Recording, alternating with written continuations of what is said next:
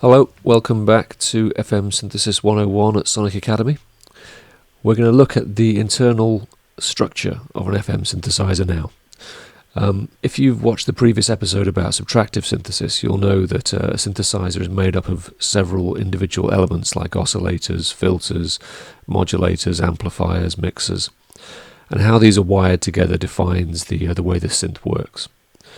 Well, an FM synth is quite interesting in that internal architecture isn't fixed. It remains kind of fluid, and you can reassign and reconnect some of these elements together. Now, you get that in a thing called modular synthesis that I'm sure you're aware of, where you have individual modules that you physically run jack cables from one to another, and you can build the sort of whatever shape synthesizer you want. Well, the way it's handled with FM synthesizers from DX7 onwards is that you have a little sort of bunch of components, an oscillator, an envelope, and an amplifier, which are bundled together in a single entity which we call an operator. Now, an operator, just to be entirely clear, when I'm talking about Ableton's synthesizer, which they've also called operator, I will say Ableton's operator. Otherwise, I'm talking about this central idea in FM synthesis, which is this little bundle of components together called an operator, and here is one. Okay, so in that yellow box is an operator, as we can see. There is an oscillator, which is the tone generating part of the operator. There's an amplifier which controls the level, and that amplifier is in its turn controlled by an envelope here, so we can do the usual tricks of fading the sound in and out and down in whatever shape we require. So it's a very simple synthesizer circuit on its own, an operator really. It's one oscillator, one amplifier, the sound comes out. At the top here we have an input. Now, central to the idea of frequency modulation synthesis, as FM stands for, is modulating the frequency of oscillators within each operator. So in order to modulate them, we've got to get a signal into that oscillator that can modulate it. Okay, and then sweep its frequency or pitch up and down and around as we want. So there's an input here into the oscillator. What goes in there, we'll see shortly. Another thing goes into the oscillator, which is the standard signal from the keyboard telling it what notes to play. Now, of course, that's absolutely standard, but an interesting thing is we have a switch here. We can switch off the pitch information from the keyboard. If we do that, the oscillator stays fixed. It doesn't matter what note you play, this oscillator is going to play whatever frequency you set. Just like if it's 3K, it doesn't matter what note you play, it always plays 3K. That has a bunch of uses within the FM synthesis, which we'll get to when we start looking at how all this stuff relates. But it's worth remembering you can either have the oscillator pitched or fixed by taking that switch off. Now, the keyboard input also sends a trigger to the envelope, which is an ADSR, but it's an advanced ADSR. Now, again, we've looked at ADSRs previously in subtractive. It's an envelope which essentially allows you to change a signal over time, and if you apply it to an amplifier, it changes the volume over time of the oscillator. Okay, so the oscillator is fed into the amplifier before we can hear it, and how loud it is controlled by this envelope. Okay. So it's a very simple synth circuit, and you're starting to think, where's the filter? Well, there is no filter in FM synthesis. Let's just all pause for a minute and think about that. Yeah, there's no filters. Now, when I got my second ever synthesizer, when I was just stumbling my way through music, it was an FM synth, an old DX, and it just nearly killed my interest. Working with FM can be a really hard conceptual idea to grasp, and if you're at all kind of feeling a little bit confused by the terminology so far, don't worry, you're going to be. It's really confusing, it's very off-putting, and you don't even have filters. So the reason for this is that philosophically, subtractive synthesis, like it says in the name, is you start with a harmonically rich sound like a buzzing sawtooth or a big fat square wave, and then you subtract frequencies from it by cutting them away with a filter. FM synthesis is absolutely the polar opposite. This oscillator here, if we're using a DX7, one of the original FM synthesizers, you had one waveform, sine. You couldn't put anything else into that oscillator, okay? Now, the reason is that you're going to be actually modulating this sine wave with other sine waves to create more complex sounds. So instead of subtracting down from a rich harmonic source, you're actually building up harmonic, sort of interestingly complex waves with multiple sine waves, okay? So we don't need a filter. Now, you'll be thinking, yeah, but I've got FM8 or I've got Abletons Operator and there's a filter in it. There is. That's because we're in the era of soft synths, and so adding filters doesn't cost a penny. At the time of the original hardware FM synths, it would have like tripled the price or something. So what I'm going to do for the rest of this course, I'm going to barely use the filter at all, because really that is in the realm of subtractive. If we get into it here, I think it's A, going to make me lazy, and B, give you bad habits. And once you've learned how to really use FM synthesis, by all means, stick filters on it, stick effects on it, stick what you like on it. But we're going to kind of keep it honest and simple, as it were, and just work with FM as it was first introduced with the DXs. And I think you'll learn more that way. And then we'll dabble with some of the kind of the new features towards the end, I reckon. Okay, so that's an operator. So in itself, quite a simple idea. But it's going to be kind of a dull synthesizer if this is the whole synthesizer. It's got like, an oscillator which can get louder and softer. That's just going to go boo, woo. It's just not going to be very interesting. So what we need to see is how multiple operators, which is what the FM synthesis idea is based on, how they interact. So let's whiz across. So this is taken from the way Ableton's Operator synthesizer is laid out. Now, Ableton's Operator uses 4 operators, and you can see them here. There's the yellow one we had before to look at as an example. So we've got 1, 2, 3, 4 operators, okay? Now, the first thing you'll notice is that they're arranged in this row here. We've got 1, 2, 3 labelled as carriers, and 1 here labelled as a modulator. Now, what does that mean?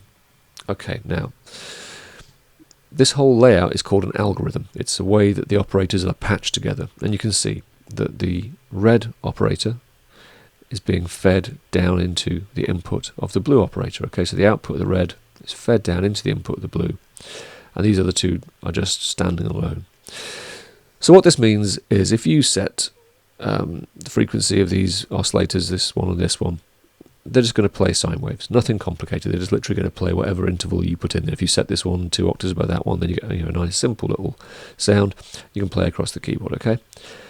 And this one the same, you set frequency of your sine wave and that's fine. But what's also happening here is this operator, we're not hearing it, okay? We're going to see there's a whole bunch of different algorithms in a second. This rule applies for all of them. The operators on the bottom row are called carriers, and you get to hear them. The operators up here, they basically are modulators, okay? Or in plain English, these make those go wibbly, all right? If there isn't some of these, then we get very plain, simple sounds like an organ with a bunch of sine waves just going boo, boo, boo, boo, boo. That's lovely. You can make lovely sort of soft organy sounds.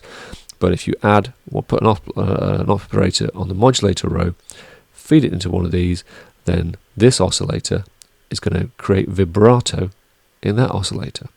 Now, we've encountered this before in subtractive with an LFO, a low frequency oscillator, and we use that for all kinds of things. It could be assigned to pitch and it creates a vibrato, kind of sound, or it can be assigned to volume, in which case it creates a tremolo sound, which is a kind of a kind of sound of the volume cutting in and out. And you can assign it to various things. Now in FM, it's very simple. This operator outputs its signal straight in to the frequency modulation FM input of this oscillator. It just does vibrato. This operator is wibbling this operator. Okay. Now we know how that vibrato sounds. Is, as I said before, it's a woo woo woo thing. That's fine, but that's because we're generally dealing with an LFO, which doesn't get that fast. Now what we have here is an oscillator that plays all the way up to past the top of human hearing. And this is the essence of FM, because if you modulate two audio frequency range oscillators against each other, you get really interesting, strange, clangorous, fizzing, unusual metallic, gritty sounds. So this is the core of FM, really, that you've got carriers, which is just oscillators that were like the ones we're used to on an analog synth, that we hear them when we play the keyboard, the sound comes out, okay? But we also have other operators, and they are used to modulate the ones below. Okay. Now, on Ableton's Operator, there's about 11 different algorithms, okay, of 11 different ways of wiring these 4 things together. If you go back to Yamaha's DX7, that had 6 operators per voice. This is per voice, by the way, so every single voice is going to be playing up to 4 or 6 oscillators, depending on the or if FM8 I think has 8 operators. So these are very complex synthesizers. So we're going to stick with Ableton's Operator for this lesson, because I think the simplicity that it offers is enough to get your head into it. By all means, use the synth of your choice, but if you can restrict the number of operators to a smaller number, I think you'll keep track of what's going on easier. So Ableton is the one we're using for this. It's what we call a 4-operator synth. So this is one of the ways of patching it all together, one of the algorithms. Let's see another. Okay, so slight variation from this one. We now have a pair of modulators affecting the carrier below them. So this is one little circuit. This oscillator is wibbling this oscillator. This oscillator is wibbling this oscillator. We only get to hear the effect from these two. These are now modulations. These are the sound. Okay, let's go on again. This is a more interesting, slightly more complex one. Here we have, again, 3 of the operators wired up so that we hear them. We're going to hear the tones of these 3. And this modulator is being fed into all 3. So they're all going to be affected and wibbled by this operator. Okay. Now, if you were to set all 3 of these oscillators to exactly the same pitch, well, then it's just going to create 3 copies. But of course, you're not likely to. What you can do, of course, is offset the pitch of these oscillators. And so although they're all being affected by the same high-speed vibrato, they'll all be generating different tones because of the fact they're all going to be having their own what's called like a kind of interharmonic relationship. So space just means kind of degrees of mental, nutty, clangy weirdness occurring. Okay, so there's 11 of these. I'll show you now. This is all 11. Okay, so there's the simplest in the whole selection, which is just all 4 operators working as carriers. There's no modulation. You're just literally going to get something like an organ there. Okay. Here's the one we started with just a single modulator affecting that carrier, these 2 still working just as sine wave players. There's the one we looked at next, where we've got 1 modulator but affecting all 3 carriers, so they're all going to create interesting tones. And then there's this one, the pair, and so on and so on. Here we have kind of like a very interesting one where we have 3 modulators into 1 carrier. Now all 3 of these, if they're set to different frequencies, are going to be like creating different paced, different intensities of modulation down here, and so it's going to be a constantly evolving sound, and so on across. You can see there's a variety of ones, and after a while, I think initially you tend to kind of flick through these fairly randomly as a new user and kind of go, oh, okay, and just see what sounds interesting. The more complex ones are at this end, where you have like carriers, modulators modulating another carrier. You know, it starts to get a bit like suck it and see, really, which is the joy of this thing. I'm talking about like you need to understand this and sit here and plot out your sounds. Who gives a monkey? I'm just telling you how it works, but actually play with it, fiddle with it, mess around with it. This is what's going on under the hood. Okay, by changing your algorithm, you're fundamentally changing the way the whole thing is wired up. But whatever, just sit there and flick through them. You know, if a sound you're working on isn't lighting your fire, just try different algorithms. You'll get a feel for it, and I think you'll get a feel for it quicker if we stop looking at it and we start listening to it. So I'll move us on to the next step.